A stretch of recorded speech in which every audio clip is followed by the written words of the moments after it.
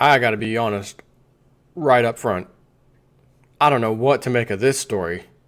This ain't normal here. I don't know what to make of this story. I'm over here at activistpost.com and I see this article.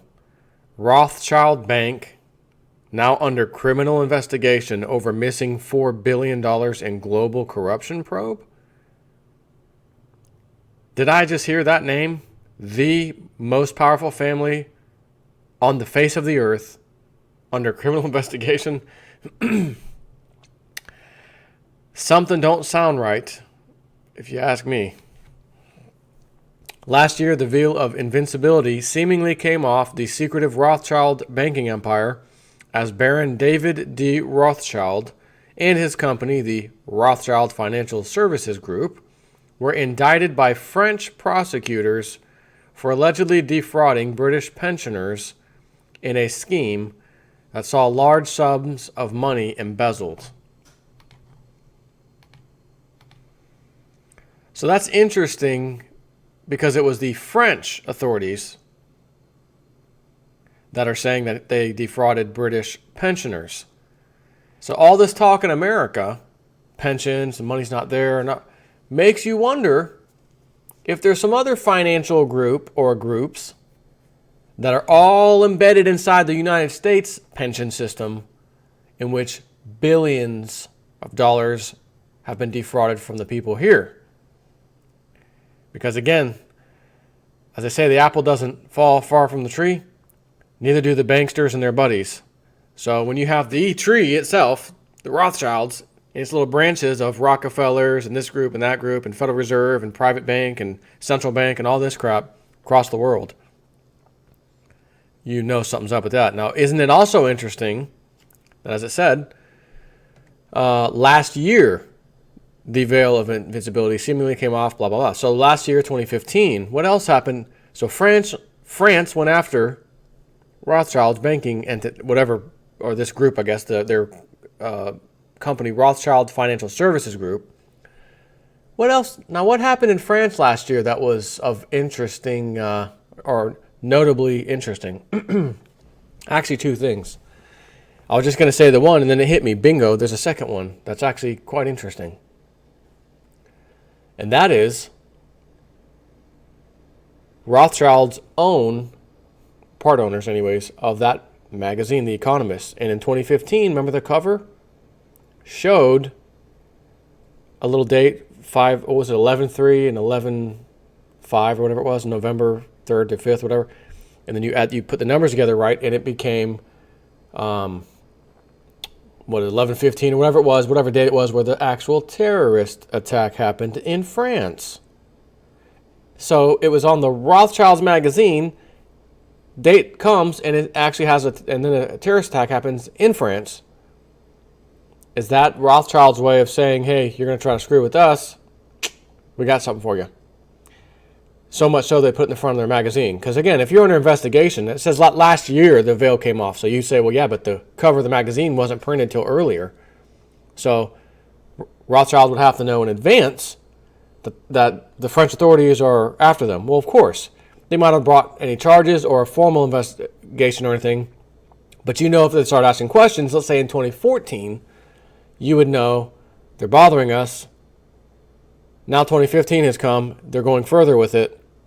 Long story short, as soon as they started bothering you in 2014, let's change the front cover of the magazine because we got a little something to deal with in France. That's my take on that. And in case anyone wants confirmation, I mean, Magic 8 Ball was what I just said accurate.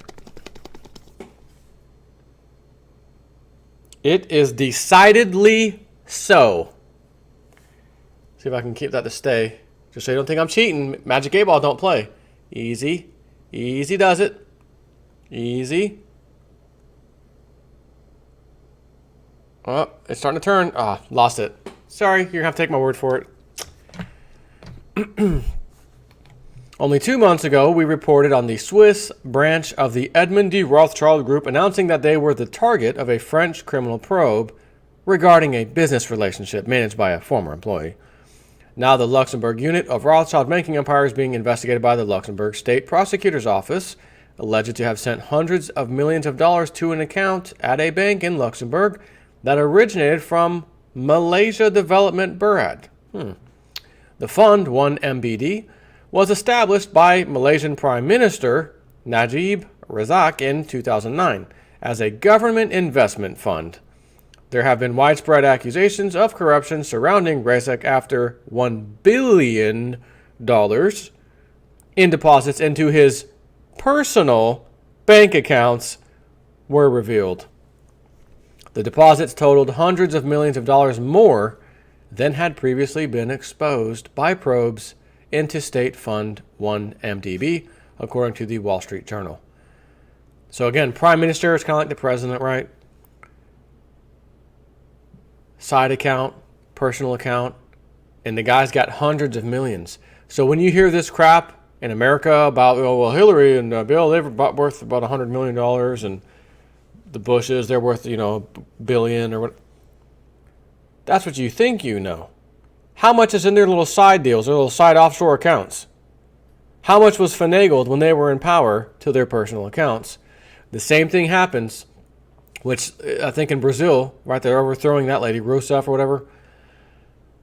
And she was head of Petrobras, the petroleum entity, so she was the president, I think, of that company, while it had some lucrative contracts with the government, which was the former president, who was being brought up on corruption charges, who she actually replaced, and then said, I'm going to make him a member of my cabinet.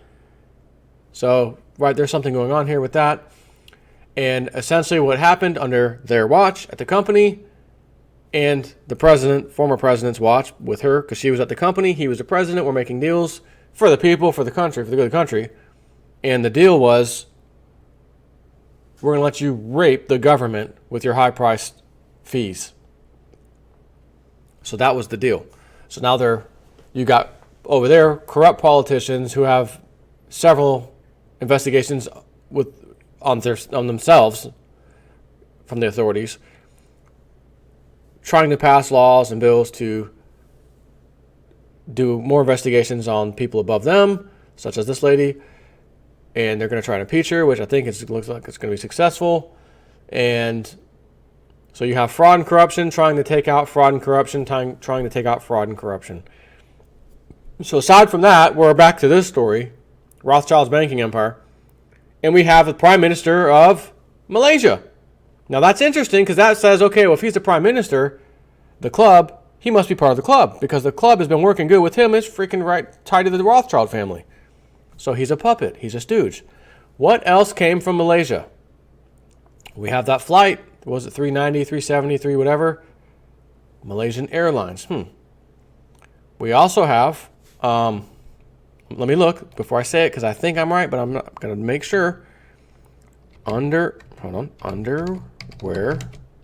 bomber. Malaysia. Remember that, 2009? There's February 2nd, 2010, the underwear bomber, a Malaysia connection, question mark. Huh. That's interesting. You don't say. There have been recent reports that 10 men arrested in Malaysia on charges of terrorism may have a connection to the Nigerian national who attempted to detonate a bomb during a flight. Right, so these are all club members. We need to do a false flag attack in your state, your country, no problem. You guys give me hundreds of millions of dollars in profit in my personal private bank account. What do you need me to do? Need an airplane? Need some security officials to let somebody on board? Whatever you need, just let me know. I'm here for you. Okay? All right, good. The Luxembourg investigation stems from an international probe of money that may have flowed from the Malaysian Government Investment Fund, shocker, which is at the center of various worldwide corruption probes. According to a report in the Wall Street Journal, the Luxembourg unit of Edmund de Rothschild Group, a private bank that manages money on behalf of wealthy clients, including that prime minister because he's wealthy now, said it is cooperating with an official investigation of money that may have flowed from a Malaysian government investment fund at the center of various worldwide corruption probes. The Luxembourg investigation widens probes of 1MDB already underway by authorities in Switzerland, Malaysia, Singapore, Hong Kong, and Abu Dhabi. Swiss authorities said in January that 1MDB related losses from misappropriation, like misappropriation from this account to the Prime Minister's personal account? Or what? What did you mean by that? Could reach $4 billion. Well, we know where $1 billion went. In this guy's personal account. So we just got to find 3 more people because I'm sure there's $1 billion for each of them. The Luxembourg prosecutor said its case was connected to the investigation in Switzerland. 1MDB was created to invest in local energy and real estate projects to boost the Malaysian economy. Really? Seems like it raped and pillaged the Malaysian economy. Imagine that. That's a shocker, isn't it? The fund amassed $11 billion in debt, which it has struggled to repay. I know one person who's not struggling in debt, and that's the Prime Minister with his cool $1 billion in his personal account. Last July, the Wall Street Journal reported that almost $700 million was transferred to Mr. Najib's bank accounts via a web of entities, money which investigators believe originated with 1MDB. 1MDB has denied sending money to Mr. Najib's accounts and denied wrongdoing and said it is cooperating with the probes. Edmund de Rothschild Europe is actively cooperating in the judicial proceedings, a spokeswoman told the Wall Street Journal. Edmund de Rothschild Group oversees roughly $164 billion in assets, according to Bloomberg. The private bank and asset management firm... Hold on. To the elite? To the elite? The private bank and asset management firm To the Elite was founded by Edmund de Rothschild in Paris in 1953. Edmund's son, Benjamin de Rothschild, succeeded his father as head of the group in 1997. Last year, Benjamin appointed his wife, Ariane, chairwoman of the executive committee. The Swiss unit traces its roots to the acquisition of Banquet Privée in Geneva in 1965. So anyway, this is quite a lengthy article. I think I'll go ahead and just post a link to it for your reading pleasure. I believe I've spoken enough. There's nothing here that should be shocking whatsoever. An elitist, fraud, stolen pension money. I mean, you have the ABCs of modern day banking. I mean, quick, look surprised. I mean, seriously, take care.